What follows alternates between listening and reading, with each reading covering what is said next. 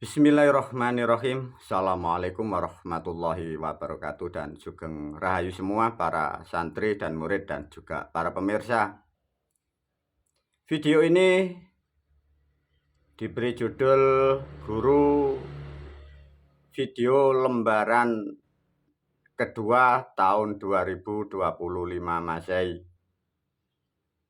Meskipun pada video ini bulan September tahunnya 2024, judulnya video guru tahun 2025, artinya para murid, para santri, dan para pemirsa sudah diajak masuk ke frekuensi ke depan ya, semoga membawa manfaat. Agar video berikutnya, lembaran ketiga dan seterusnya agar mampu ya diserap oleh akal pikiran para pemirsa, khususnya murid dan santri, maka video ini sebagai edukasi ya, sebagai bentuk cara berpikir atau mengukur kesadaran kita masing-masing agar video-video berikutnya akan mampu merahmati kalian ya, agar terselamatkan di dalam kehidupan dunia ini. Para pemirsa, murid, dan santri, inilah yang penyakit atau yang menjadikan kerusakan terutama di negara kesatuan Republik Indonesia. Satu, dengan sebutan kata ini Tuhan ya. Kembali lagi, guru pun sangat paham ya para pemirsa. Apa-apa yang ada di pikiran para pemirsa, pahami cara berpikir. Anda memahami bahasa, mendapat suatu kata, Anda itu mendapatkan cerita atau suara atau melihat ya di YouTube, di buku, di kurikulum. Semua kita yang di era sekarang mendapatkan cerita dari tulisan kitab orang berbicara. Yang menulis kitab itu tahun berapa, cara berpikirnya.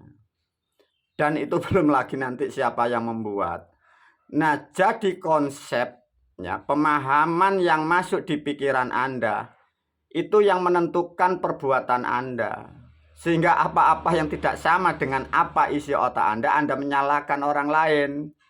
Yang lebih konyol, konsep yang salah, kalian buat substansi untuk menentukan kebijakan perilaku Anda. Dari cerita ini apa, para pemirsa, guru mengedukasi bagi yang anak-anak, siapapun kalian, baik mau presiden, mau TNI, Polri. Satu, kalau Anda bicara Tuhan, sehingga kalian sering berdebat menyalahkan orang lain, berprinsip atas nama Tuhan.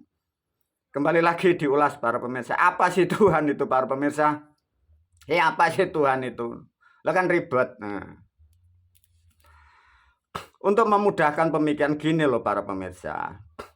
Kalau kalian meyakini Tuhan-Tuhan itu, kok ilustrasikan dengan pikiran Anda. Pikiran Anda itu dapat cerita tulisan Anda berhayal. Nasihat dulu tentang berbicara Tuhan. Tuhan itu adanya tahun berapa? Manusia yang membuat kitab, ya dipahami. Manusianya yang membuat kitab itu tahun berapa? Kok bisa menerangkan Tuhan-Tuhan itu loh. Masih ingat tidak dengan video guru dengan judul Dinosaurus Alkid? Waktu zaman dinosaurus, kalian yang berdebat tentang Tuhan, Tuhanmu ngapain saja? Hei, netizen, pemirsa, kalian yang terobsesi Tuhan-Tuhan itu loh. Yang pertama kali di dunia ada Tuhan, terus Anda disuruh nyembah Tuhan. Kalian ditawarkan kitab, ditawarkan orang-orang dahulu. Tuhan yang kalian sembah itu adanya sejak kapan? Sejak kapan? Terus waktu zaman dinosaurus, yang dilakukan Tuhanmu itu apa saja? Apa nganggur di langit sana ongkang-ongkang, kakinya di atas langit sambil rokokan? Otak yang error. Saya coba, waktu zaman dinosaurus ya. Kalian kan ditawarkan Tuhan-Tuhan itu, Tuhan yang awal, Tuhan yang mendahului, bumi belum ada. Saya Tuhanmu zaman dinosaurus itu loh. Tuhan yang kalian sembah lagi ngapain? Ngapain aja orangnya di sana itu. Nah, itu satu contoh. Semoga kalian sadar, kalian tuh ditipu. Anda terjerumus dari asumsi, karena dijerumuskan kitab. Sudah, kalau tidak mampu artinya apa? Satu contoh guru memberi kesadaran. Ini kadang kalian meyakini ya, juga kembali lagi. Kitab yang Anda baca, kalian meyakini kok kira itu tuntunan, ya, dipahamkan, diterangkan. Dunia ini para pemirsa, selama ada manusia, selama ada peradaban, tak kasih contoh saja. Dunia sudah diterangkan dikuasai atau ditentukan dua blok. Blok barat dan blok timur itu sejak zaman Mesir Yunani kuno itu. Lah pemahaman itu dibawa ke sana kemari sampai sekarang. Pertanyaannya, Anda mendapatkan dari blok yang mana? Sedangkan yang membuat itu untuk menipu bangsa manusia, untuk menguasai dunia demi kepentingannya mereka. Lah kalau kitab yang dibuat orang-orang dari blok barat masuk ke titik tengah di Nusantara, kalian pakai substansi, kan gila. Coba, apa buktinya guru? Satu contoh para pemirsa, kalian yang tidak paham ya, dipahamkan. Satu contoh, kalian meyakini ya meyakini Al-Quran itu kan wahyu. Satu contoh, kalian kan tidak paham. Satu contoh, di zaman masa lalu ada orang masuk ke Indonesia. Kalian yang tidak paham sejarah di Indonesia para pemirsa, ini sudah ratusan tahun. Orang dari barat masuk ke Indonesia, menawarkan, menerangkan, mempunyai konsep bahwa Tuhan itu beranak. Jadi ditafsiri Tuhan itu beranak, maka mempunyai makna bahwa Isa Al-Masih adalah putra Allah. Masuklah ke wilayah Indonesia, terutama di Jawa. Yang di Jawa, agar tidak kehilangan pangsa pasar, jadi yang disebut yang menyiarkan agama Islam dari barat, ya dari timur, agar tidak kehilangan omset, membuatlah dalilnya yang kalian percaya sekarang, Qul huwallahu ahad itu. Lah kalian tidak paham, kok kira itu suara Tuhan, suara yang membimbing manusia. Itu orang-orang terdahulu, pasarnya, omsetnya, ekonominya, agar tidak kalah dari orang barat, orang-orang di Jawa membuat surat yang dikatakan Qul huwallahu ahad itu. Di video yang lain sudah diterangkan. Qul huwallahu ahad itu gubahan, itu dari kulhu sungsang, kulhu tergo agung, kulhu geni, kulhu balik, digubah.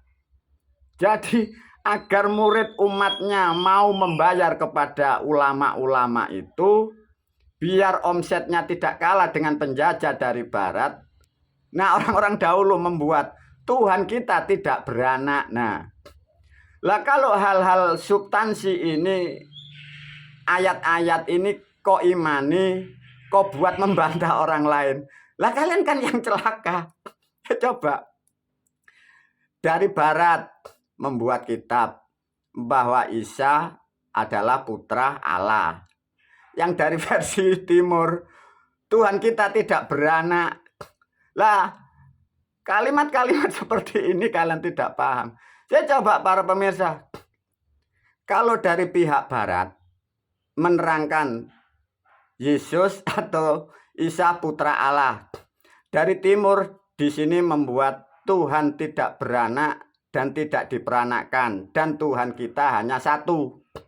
Ada dua versi kan, barat dan timur. Kira-kira yang tengah, kalau saya selaku Mbak Kakung membuat Tuhan baru. Kalau versi barat Isa putra Allah, versi timur Tuhan tidak beranak dan Tuhannya hanya satu. Mbak Kakung sekarang membuat Tuhan baru. Tuhan Mbak Kakung yang di titik tengah, Tuhannya sak jumput. Apa para pemirsa?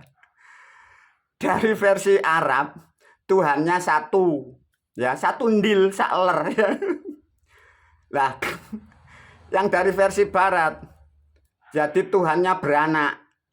Lah kita yang dari Jawa diwakili Mbak Kakung, Tuhannya tidak satu, tidak esa, tidak eka, tapi sak jumput. Nah, kira-kira pilih mana? Hei para pemirsa, kalian yang sudah rusak otak Anda dirusak otak Anda, dan Anda dipengaruhi kitab buatan orang-orang terdahulu. Dan dipertanyakan lagi, zaman dinosaurus, Tuhan yang kalian sembah dulu lagi ngapain? Nganggur, standby, atau merancang apa aja coba ya para pemirsa. Nah, sedikit edukasi tentang memahami hal-hal ini para pemirsa.